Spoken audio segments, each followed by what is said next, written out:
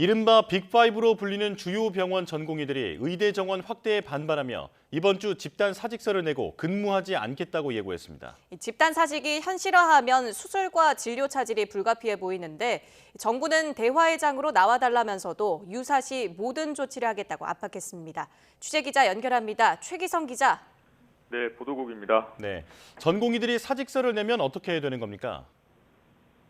대한전공의협의회는 내일까지 국내 주요 대형병원 5곳 전공의 전원이 사직서를 내고 모레인 20일 아침 6시부터 근무를 중단하기로 했다고 밝혔습니다.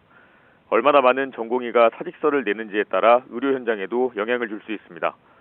보건복지부가 그제 12개 병원을 현장 점검한 결과 235명이 사직서를 냈습니다.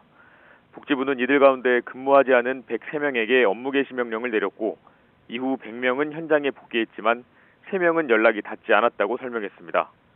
반발 움직임이 주춤한 듯하지만 사직서 제출 시한은 내일까지라 상황을 계속 지켜봐야 할 것으로 보입니다. 의대생들도 모레부터 집단 휴학 등으로 힘을 보탤 예정입니다. 대한의사협회 비상대책위원회 역시 어제 1차 회의를 열고 총력투쟁을 선언한 뒤 오는 25일 비상회의와 규탄대회를 열겠다고 밝혔습니다. 다만 의협의 구체적인 단체 행동 방법과 시기에 대해선 전회원 투표로 결정할 방침입니다. 이에 따라 회원 10만여 명을 대상으로 단체 행동 돌입 여부에 대한 찬반 투표를 진행합니다. 무기한 파업 같은 투쟁 시작과 종료 시점을 회원 투표로 결정할지 말지를 묻는 것으로 투표가 끝난다고 해도 바로 단체 행동으로 이어지진 않습니다. 네, 현장에서 의료 공백이 우려되는 상황인데 정부가 입장을 내놨군요. 의사 집단행동 중앙사고수습본부는 오늘 오후 1시에 제10차 회의를 열었습니다. 중수본은 대한의사협회가 집단행동 등을 예고한 일이 안타깝다면서 합리적인 대화의 장으로 나와달라고 요청했습니다.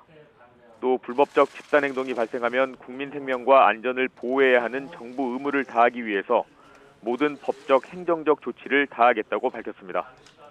조규용 복지부 장관은 대한의사협회가 집단행동 등 투쟁의 길을 선택하여 매우 유감이라고 말하기도 했습니다.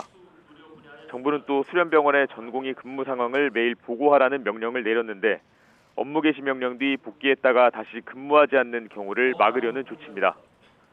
보건의료노조는 오늘 대국민 호소문을 내고 의사 집단 진료 중단은 국민 생명을 내팽개치는 비윤리적 행위라고 비판했습니다. 이어 집단행동을 하더라도 필수 업무는 유지해야 한다고 했습니다. 이 같은 여론에 대해 의협 비대위는 이미 대학병원의 응급수술 위주로 진행한다는 방침을 공유했다면서 큰 지장은 없을 거라고 전망했습니다. 한 달에서 6달 정도 미뤄서 해도 되는 수술들을 연기하는 거라 의료 공백을 우려하진 않아도 된다는 게 비대위 입장입니다.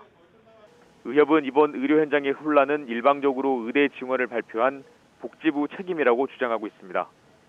지금까지 보도국에서 전해드렸습니다.